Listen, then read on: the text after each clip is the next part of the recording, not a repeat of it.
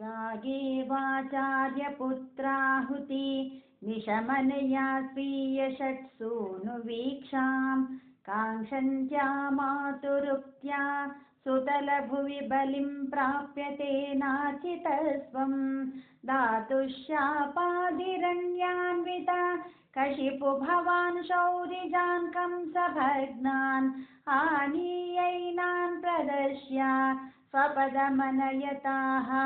पूर्वपुत्रान् मरीचेः श्रुतदेवीति श्रुतं द्विजेन्द्रं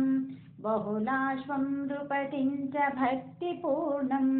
युगपत्वमनुग्रहीतु कामो मिथिलां प्रापिततापसै समेतः गच्छन् विमूर्तिरुभयो युगपन्निकेतम् एकेन भूरि विभवैर्विहितोपचारः अन्येन तद्दिनभृतैश्च पलोधनाद्यैः तुल्यं प्रसेदितदधात च मुक्तिमाभ्याम् भूयो तद्वारवत्यां द्विजतनयमृतिं तत्प्रलापानपि त्वं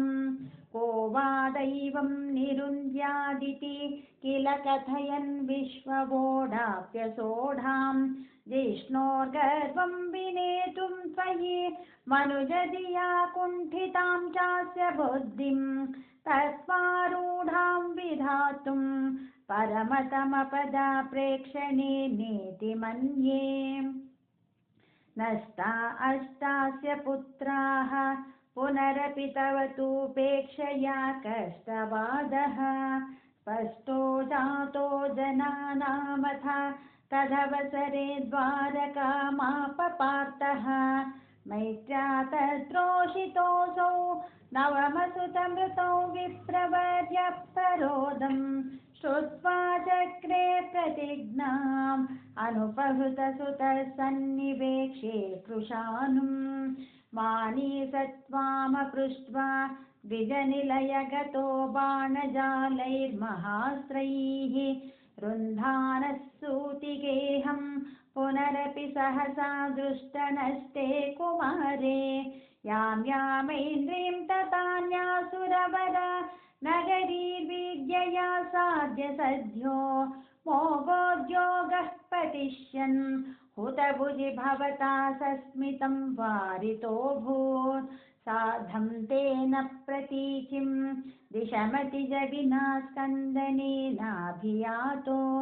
लोकालोकं व्यतीतस्तिमिरभरमतो चक्रधाम्नां निरुन्धन् चक्रांशो क्लिष्टदृष्टिं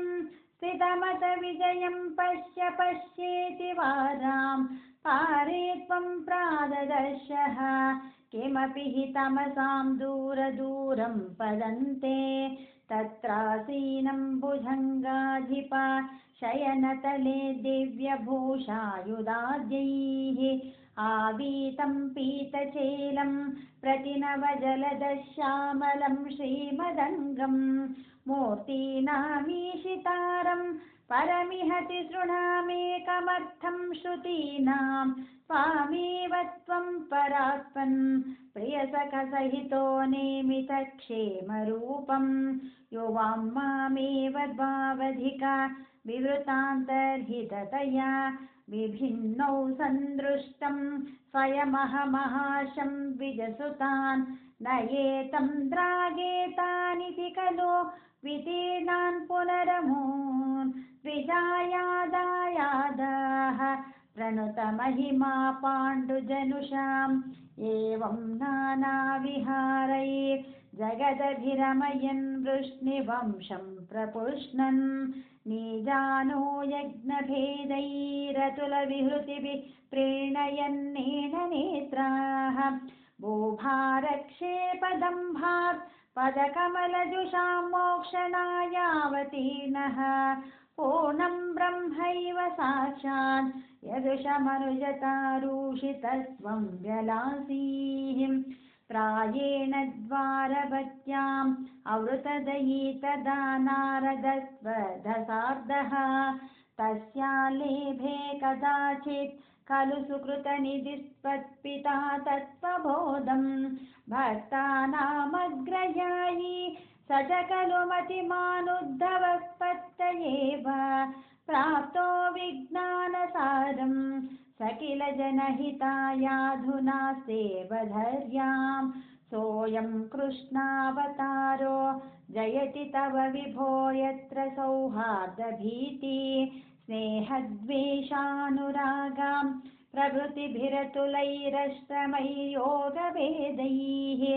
आर्तिं तीर्त्वा समस्ताममृतपदमगो सर्वतः सर्वलोकाः सर्वं विश्वार्तिशान्त्यै पवनपुरपते भक्तिपूर्त्यै च भूयः प्रागेवाचार्य